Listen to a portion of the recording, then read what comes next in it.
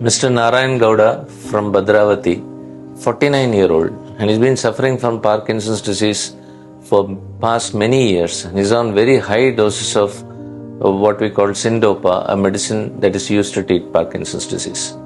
Mr. Narayan Gowda cannot move his hands, cannot walk. He cannot even move his hands without the medicine. So he takes the medicine, he moves his hands, but he also develops side effects because of that. When he takes the medicine, he develops abnormal involuntary movements. Though he can move, he can walk, but he develops these involuntary movements.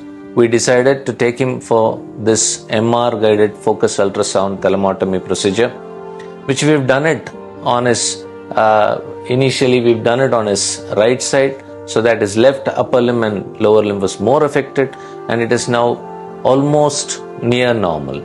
There are no tremors for Mr. Gowda, and he is able to move his limbs freely.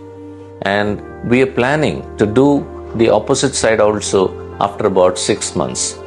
Mr. Gowda, as well as his family, are very excited about the results, and they are very happy with what we have done for Mr. Gowda.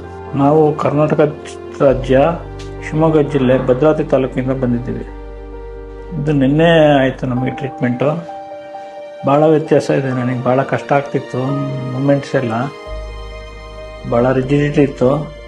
ಎಲ್ಲ ಸ್ವಲ್ಪ ಸುಲಭ ಆಗಿದೆ, ಭಾಳ slow ಇರ್ತಿದ್ದೆ. ಸ್ವಲ್ಪ speed ಆಗಿದ್ದೀನಿ ಅಂತ ಅನಿಸುತ್ತೆ. ಬಟ್ ಟ್ರೀಟ್ಮೆಂಟ್ ಚೆನ್ನಾಗಾಗಿದೆ ನನಗೆ. MLA ಸಾಹೇಬರು ಸಂಗಮೇಶ್ ಅಂತ ಇದ್ದರು. ಅವರು ಶ್ರೀನಿವಾಸ್ ಸರ್ ಕಾಂಟ್ಯಾಕ್ಟ್ ನಂಬರ್ ಕೊಟ್ಟರು.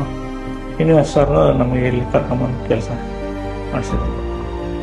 ನನಗೆ ಮೊದಲು ಕುರ್ಚಿ ಕೂರೋದಕ್ಕೂ ಹೇಳೋದಕ್ಕೂ ಕಷ್ಟ ಆಗ್ತಿತ್ತು. ಈಗ ಸುಲಭವಾಗಿ ಕುರ್ಚಿಯಿಂದ ಎದ್ದೇಳ್ತೀನಿ, ಕೂರ್ತೀನಿ, ಎದ್ದೇಳ್ತೀನಿ, ಕೂರ್ತೀನಿ. ನಡೆಯೋದಕ್ಕೆ ವಾಕ್ ಮಾಡೋದು ಕಷ್ಟ ಆಗ್ತಾಯಿತ್ತು. ಈಗ ಸುಲಭವಾಗಿ ವಾಕ್ ಮಾಡ್ತಾಯಿದ್ದೀನಿ.